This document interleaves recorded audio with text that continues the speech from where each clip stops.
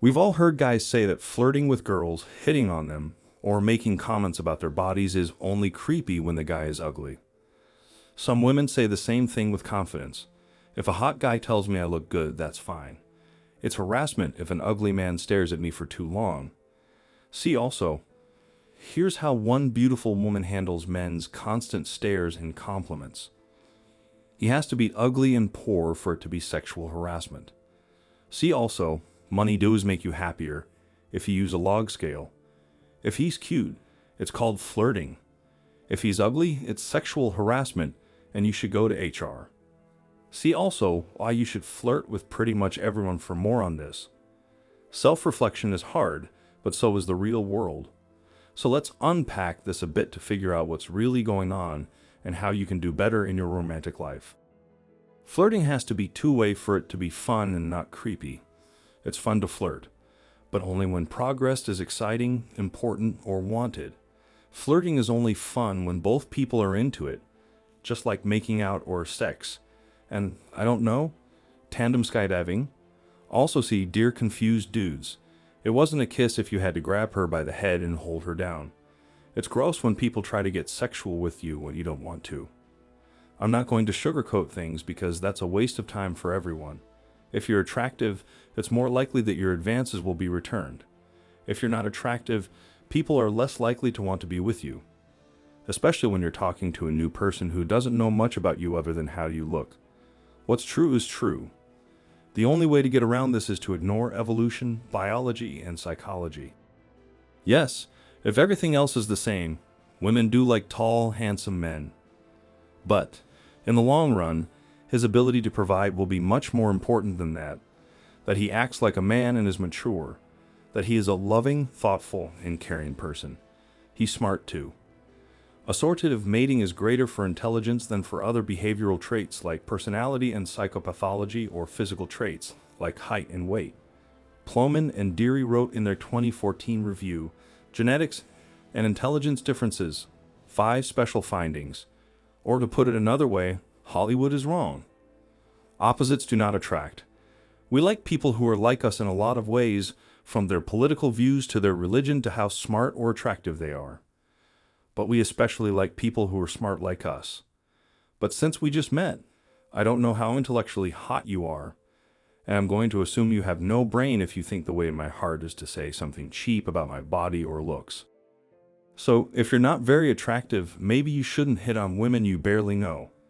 Instead, you should get to know them first. Learn to be charismatic and be polite. Don't think that girls don't like desperate or too available guys. It's because you didn't pay attention to her clearly stated preferences and limits. Once they feel comfortable around you and start to like your intelligence, sense of humor, and other good traits, it might be time to start flirting. The second thing is that I shouldn't have to tell you this, but you don't deserve a woman's attention. What's that? It's all right for women to like other women. It's fine for men to find thin women attractive. It's fine for guys to only want to date women with vajay, and it's fine for girls to like nerds. We are all allowed to like whoever we like, and you have no right to a woman's time, affection, or attraction. This is why so many women cringe when they hear phrases like friend-zoned and nice guy. Don't forget that a woman will never date a man just because he's nice. Nice is the most important thing. If you are just nice and nothing else, then you are just nice. And that's like really dull.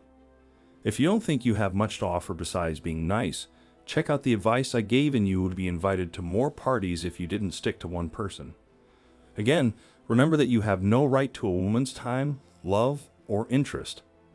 A good rule of thumb is, don't ask her out if you're not sure she'll say yes. In July 2017, American actor and investor Ashton Kutcher was criticized on Twitter for trying to start a conversation about dating rules at work, which makes no sense at all. It's an excellent question.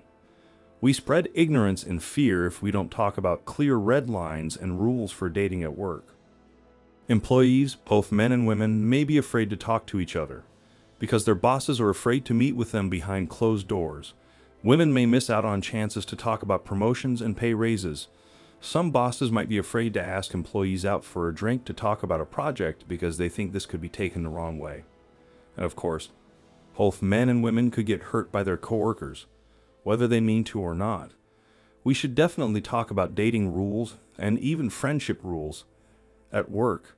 I don't have a great answer that covers everything. But when a friend asked me recently if he should ask out a woman he works with, I told him, you should only ask if you're sure the answer will be yes. How do you know that yes is the answer? You talk with each other a lot at work. You both have a certain energy about them, not just one of you. You can see that she likes you and would want to go out with you on a date. If you don't think she'll say yes, you should either work on your social skills or move on from this girl. Because you either don't have the social skills to stay out of trouble, or you're just hoping for the best. And some creepy guy she doesn't even like shouldn't make her feel uncomfortable and like an object just because you were too lazy or upset to look at the interactions and figure out how to read them correctly. Even hot guys can be weird. It's not like being pretty gets you out of trouble. Look what happened when Ashton Kutcher asked a sincere and important question about dating at work.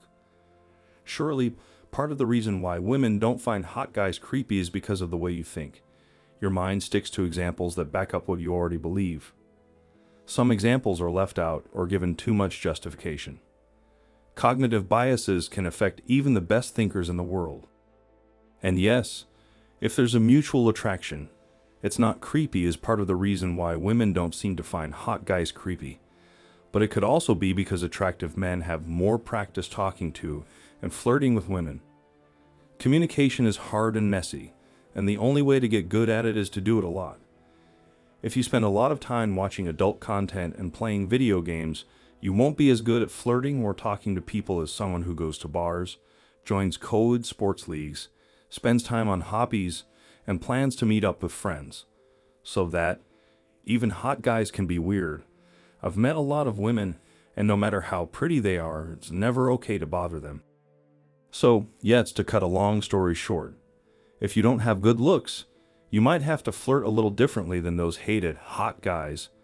But one thing you can do right now that will make you instantly more manly and attractive is to think about what bad habits you have and how you can fix them. Because, to me, one of the biggest differences between a man and a boy or a woman and a little girl is that a man takes responsibility for his mistakes and doesn't blame other people for them. If you like the video, don't forget to like and subscribe to the channel, boys.